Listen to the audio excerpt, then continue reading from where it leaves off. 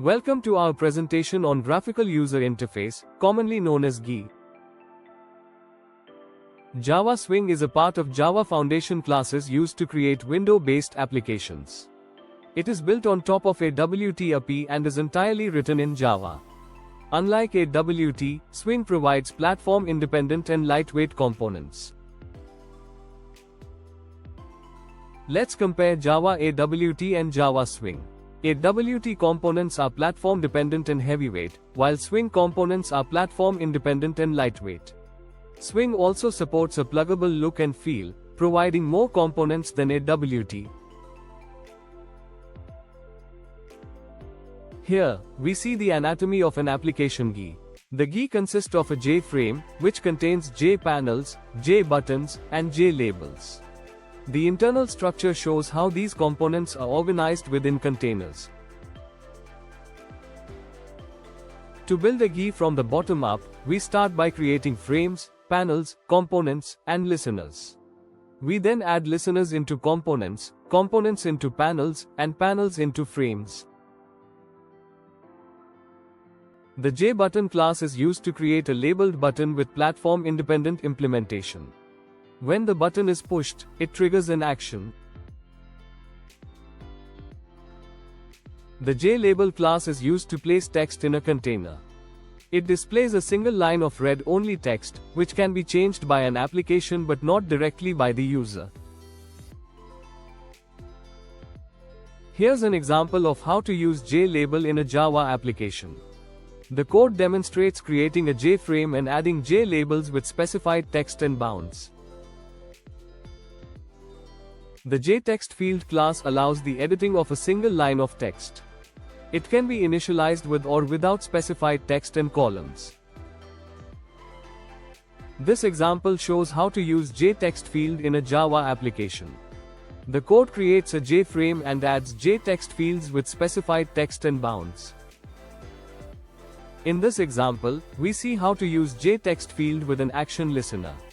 The code demonstrates handling user input and performing actions based on the input. The JTextArea class is used to display and edit multiple lines of text. It can be initialized with specified rows and columns. Here's an example of using JTextArea in a Java application. The code creates a JFrame and adds a JTextArea with specified bounds and text. The JRadioButton class is used to create radio buttons, allowing users to choose one option from multiple choices. This example demonstrates how to use JRadioButton in a Java application. The code creates a JFrame and adds radio buttons with specified text and bounds. The JCheckBox class is used to create checkboxes, allowing users to turn an option on or off. Clicking a checkbox changes its state. The JComboBox class is used to show a pop-up menu of choices.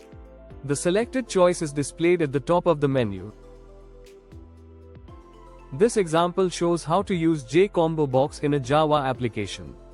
The code creates a JFrame and adds a JComboBox with specified items. This example demonstrates combining JButton and JTextField. The code shows how to set text in a JTextField when a JButton is clicked. This example demonstrates combining JRadioButton and JTextField. The code shows how to set text in a JTextField based on the selected radio button.